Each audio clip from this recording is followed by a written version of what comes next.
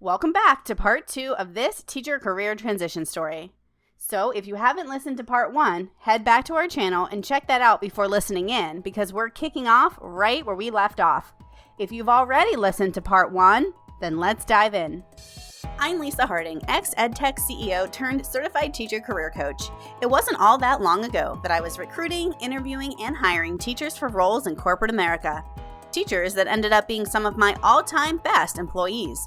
Fast forward through my own career transition, where I left my role as CEO to become a stay-at-home mom, I now work with and empower teachers to transform their lives by turning their once distant career dreams into realities. In this podcast, I give you simple, actionable, step-by-step strategies to help you do the same. If you're a burnt-out teacher or simply need a change and you're looking to create a life you love, you're in the right place, friend.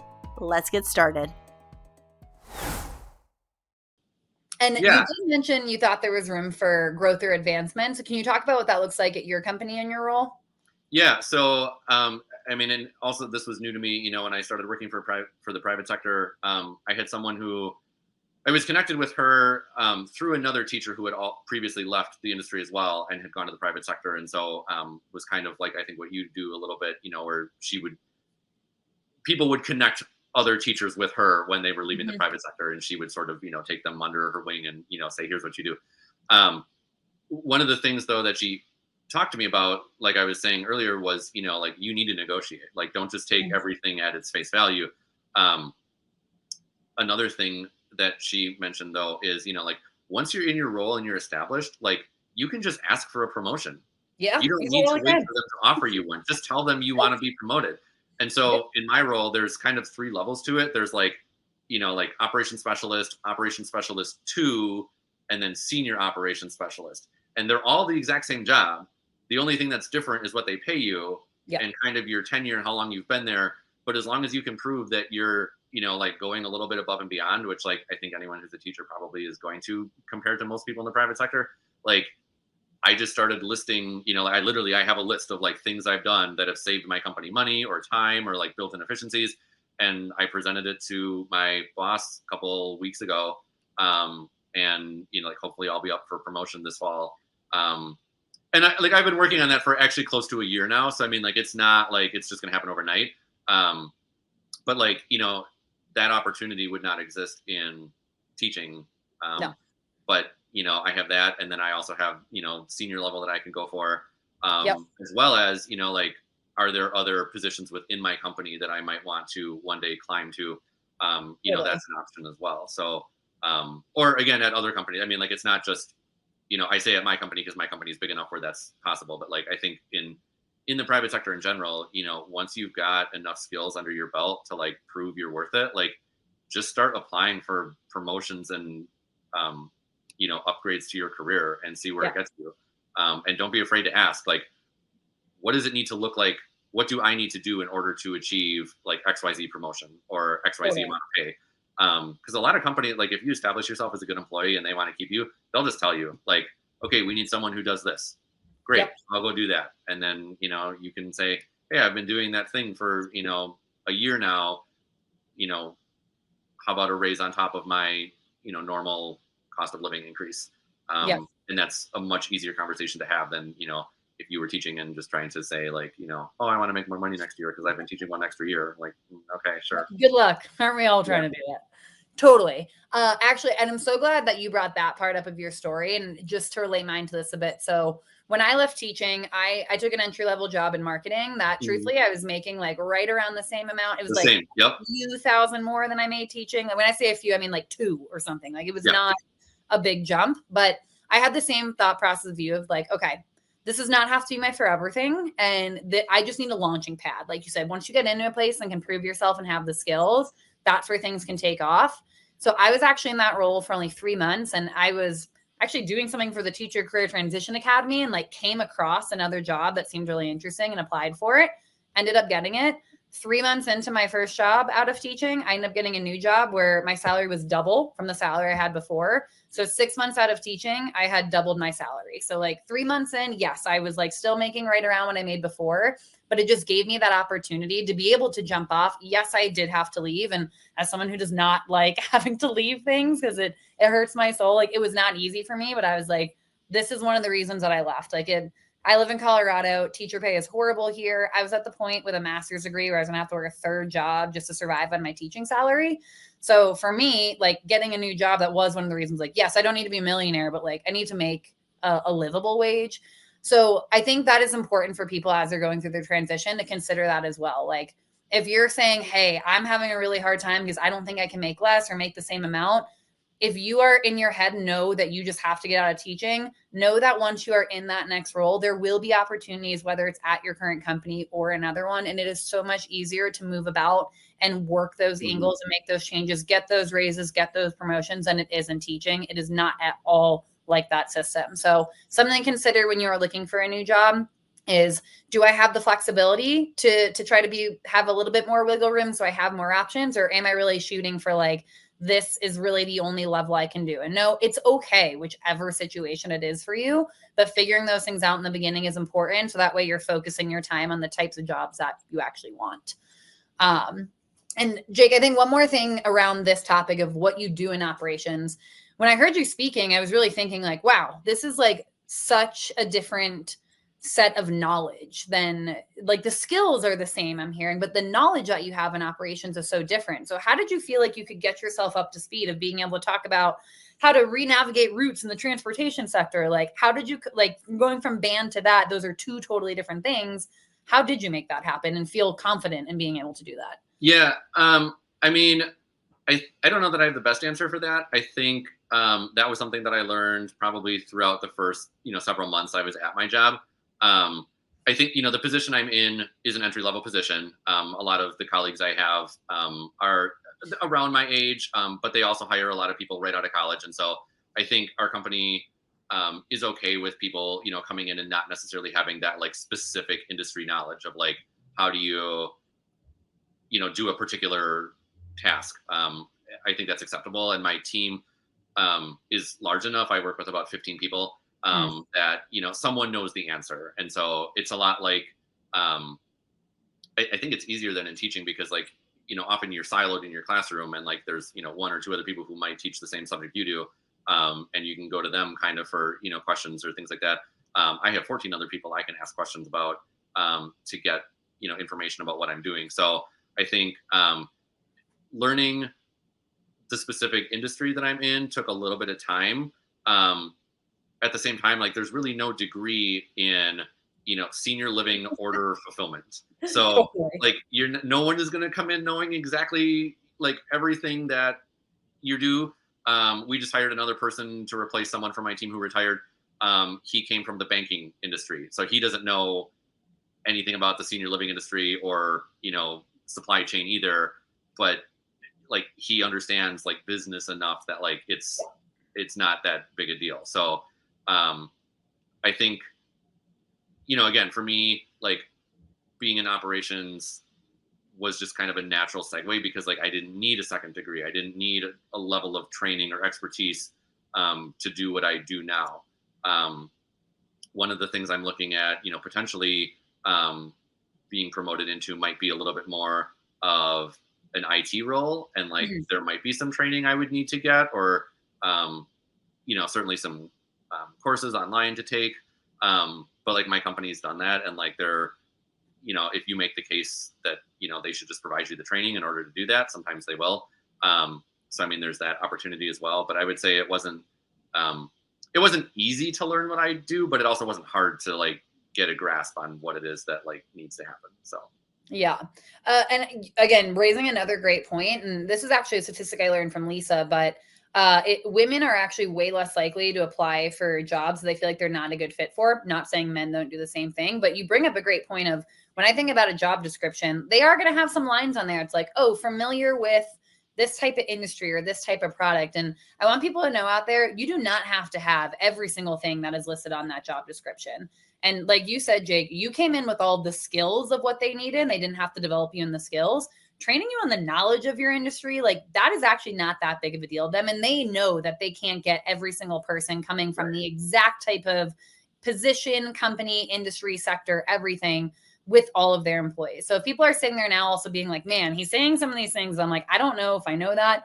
Realize none of us actually did going into those jobs, and that is totally okay. Those are things you learn with time. If Lisa was here, Lisa was a CEO of an ed tech company, and she talks about all the time how teachers were their best hires because of the skills that they brought in. They did not have to teach them the basic skills of like literally adulting and doing professional things. Mm-hmm. Instead, it was just giving them a little bit of that technical knowledge, and they would much rather do that than have to work with you on like professionalism and like being on time and simple things that actually seem very like, don't even think about it to us. But when you're actually in this field, as you said, it is managing adults. Like that's what being in the private sector is like. So I'm glad that you brought that up, because I think that's important for people to even think about that. Like, even if they're sitting here today, it took you time to be able to say the things that you're saying. And you definitely didn't have that knowledge when you were applying to this job. So realize everyone, like you don't have to be this like absolute perfect candidate to get a job. You absolutely can have things that you're really strong at, and they know they're going to have to support you somewhere else. I did have a question in the chat that I want to get to that is a little bit of, it will be a little bit kind of like out to left field, but I'm so glad that Tara, I'm so sorry that I don't know which one it is, brought it up, asking about a investment into a retirement account. So Jake, I'll ask you first. Did you have any type of retirement system with your teaching job that you either kept or rolled over? Yep. So I had, in Wisconsin, we have a state pension. So we have a traditional, I think what Wisconsin, that's like one of the few things Wisconsin still does well in teaching. Is we have a pension system that's well funded, at least right now. I don't know about 30 years from now. I had also put extra money into a 403b while I was teaching, so I had those two. And then at the company I work for now, we're employee owned, so we have a regular 401k, and then I also own stock in the company as part of my 401k. So what I did is I rolled the 403b over into a traditional IRA. Which just means that now I can keep contributing to it. I could have left it as a 403b, and I just would have had to have left it there. The pension is kind of the one where like you really can't do a whole lot with. I can't speak to other states, but like I know in Wisconsin, what I could have done, I had two options. I could either have left it the way it is, which is actually what I did, or I could have taken a withdrawal, but I would have forfeited 50% of it. I would have only gotten my own contributions back, not my employer's contributions.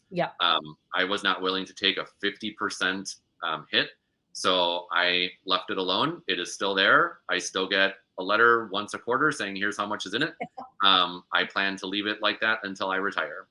That is, I've talked to a couple of financial people about it, and everyone says that is the best option, is just to leave. If you can't do anything with it, then just leave it. It's still, you're not contributing money to it, but like, it will still, I can't think of what I'm trying to say now. It's still going to grow, like, as it invests. Yeah, exactly. Like it will still continue to increase, just not like it would if you were contributing to it. So Tara, that's what my retirement looks like now. Yeah, Tara, I think that would have answered your question. She was saying she had the same thing of a penalty to withdraw.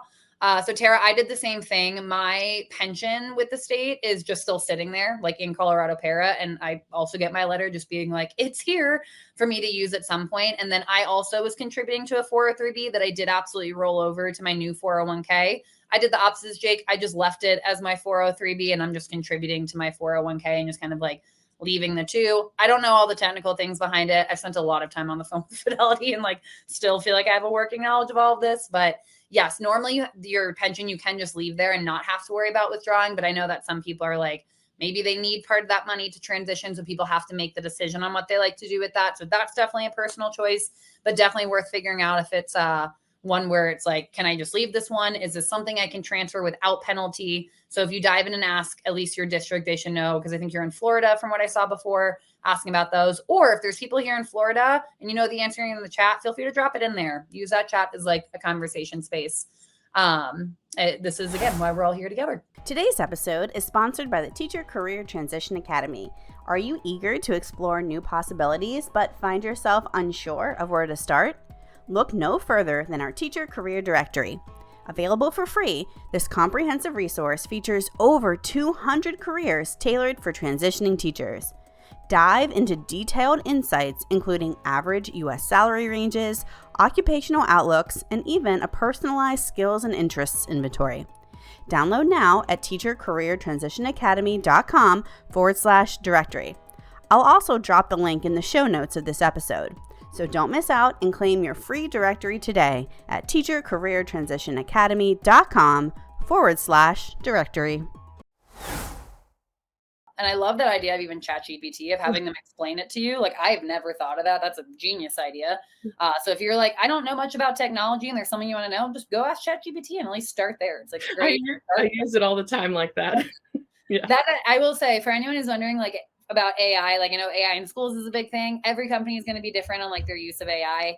I had a job, my first job right out of teaching. My boss loved AI, use it all the time. Or now I'm in a job that I use it to support myself, but it's not necessarily needed. But what it is great for is supporting you transition of like some of those little pieces. Samantha, I think it's actually the part we're going to roll into next is talking about interviews. I think you told me you use ChatGPT to help you with interviewing practice. Is that right? Yes. What I did was for the jobs that I was getting an interview for, I would ask ChatGPT, like, here's the job description. Here's the post from Indeed or LinkedIn.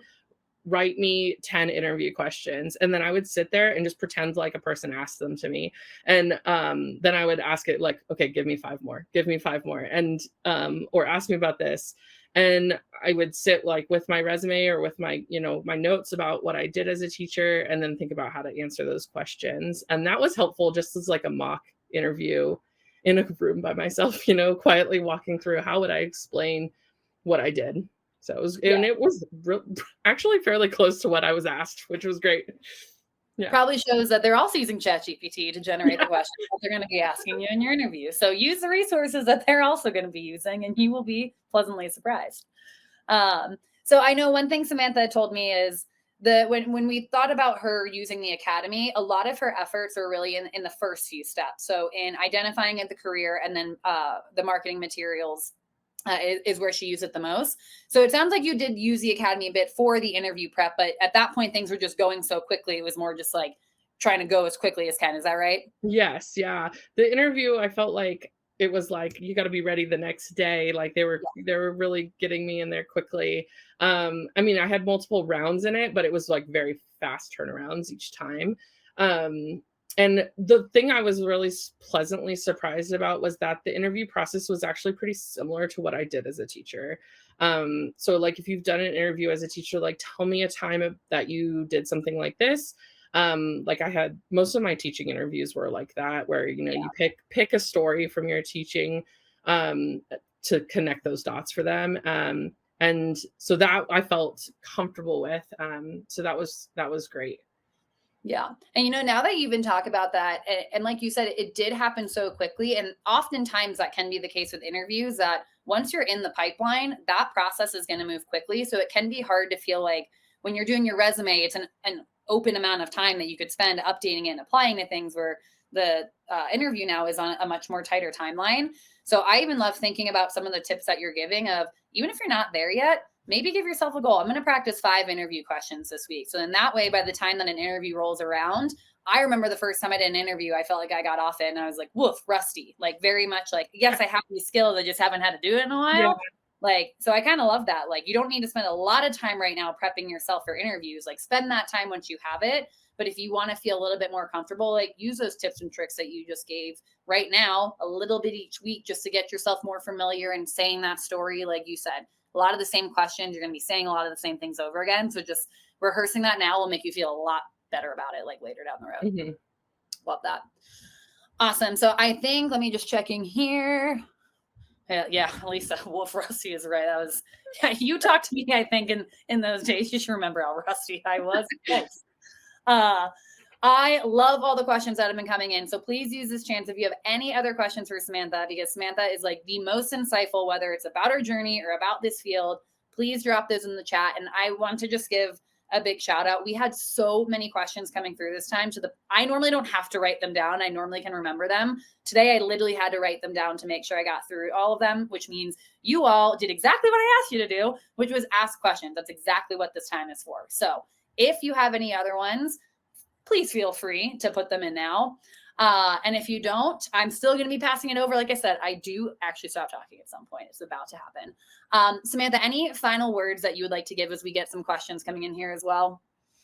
I think just, if you're interested in leaving teaching, or if you've made that decision, I really am thankful I did that for myself. It is like night and day. Like my first winter break that I went through, I was like, people were asking me like, do you miss having time off? And I'm like, no, like I'm so happy to go back to work now. I'm working right now. It's my first summer break not having off, and it's totally fine. It's great. So if you're worried about some of those things, it's real, but I think amount of like presence I'm able to have when I am with my family is so much different than what I was bringing before that. It's worth it to me for sure. I love that. Just the fact you can be present with them. That is so important, because that's what you did all day for your students. And it's so important that you can bring that to your own too. And then let me see, Tammy, what were some of the design skills that you mentioned that were helpful to have? Great question, Tammy. Oh, for like curriculum design? Yeah. Is that right? So I think like any sort of curriculum planning that you've done for a unit is transferable to learning and development. Whether you worked from like a canned curriculum or like a curriculum program at your school and like honed it to like what you wanted for your students, you can use that. Adult learning theory, like it's really similar to like backwards planning and thinking about your learning objectives. So a lot of it's extremely similar. I think it's mostly then thinking about what format you're going to put it in and how to use tech tools. But I think the thought process, the folks that I work with who are former teachers, like I'm like, this is good. They're doing really good work. And just the way you think about that end goal for, folks in your training, what exactly do they need to learn? And then how can I get creative in that process to get them there? It's the same as what you're doing already. You phrase it so simply, and that's exactly what it is. It's just doing it for a different audience and maybe a different subject matter. Totally. A great question from Jamie too. Did the people you were hired from, did they ask you for work samples or a portfolio in your process? No, they didn't. So I think that might be something specific to like how my organization works as far as like the division of work, and maybe specifically like training specialists and learning and development specialists versus someone who might need to be doing a lot of curriculum designing in their job. I think a lot of the work samples I see in similar jobs are for that curriculum design kind of thing. That makes sense. So maybe not still in learning and development, you may need it, just maybe not necessarily the training specialist type. Yeah, beautiful. And that is for people who are wondering, especially summer break, if you have time, it is always worth using your extra time now to start even putting together a little portfolio, even if it's as simple as just a Google Drive with some files uploaded to it. Because if you do want to share them, you're going to thank yourself later when you already have a folder of your best work. So you don't have to, while you're in your transition, be like, let me think about all of my years of things that I've done and what was really good. So now it's a great time to build a portfolio. Or save them off of your, hard drives before you leave your job is important too. I frequently am like messaging folks like, hey, do you still have that thing I made 2 years ago in your Google Drive? Yeah. So my teacher friends. So get the stuff that you thought was good now, and that you can use that, I think. Totally. Yeah. And then like keep building. Like if you are still in the classroom and you get something new, drop it in there. So then you can start using it if you are kind of like on a time frame of when you want to be applying. Mm-hmm. Beautiful. I think I have gotten through all of the questions. Maybe just you, Lisa. It's just your question. Let me just double check. Great question. So Sonia's saying that they have a physical portfolio. Any recs on how they could turn that into a digital portfolio? Ooh, for like, I would think about looking at Articulate. You could get a free trial and seeing like how it's like a kind of a cross between an LMS where you're laying out modules of learning, and like a website creator. If you've ever done like some like Wix or a website maker. So very similar, you could play with that. Use free tools though, like Google Drive. Google's products is great too. I think playing with presentations could be, a good way to show off your skills. I don't know. Do y'all have anything to add to that of good ideas? I think you hit on most of the ones I would say with Lisa. Do you have any other suggestions for like websites that people could use to make it digital? Yeah, so I've seen when I was hiring and recruiting teachers, people would just use even a Google slide. And if you go to Slides Mania, some of you may be using that in the classroom. They have really great free slide templates that are like based like a portfolio. And then you just literally add your own links to your produced items. And so you're basically sending someone like a Google slide, but they look very professional. Slides Mania is free. At least it was last time I used it, to kind of get the template of a portfolio would look like. And then just link to your documents. You might have to host them somewhere, and just upload those, host them on the web somewhere, and link to those. Another great tool that I actually use in my job too now is Canva. They have a lot of free resources that make things look really nice and polished for, portfolios or, any sort of material that you want to have look a little more creative.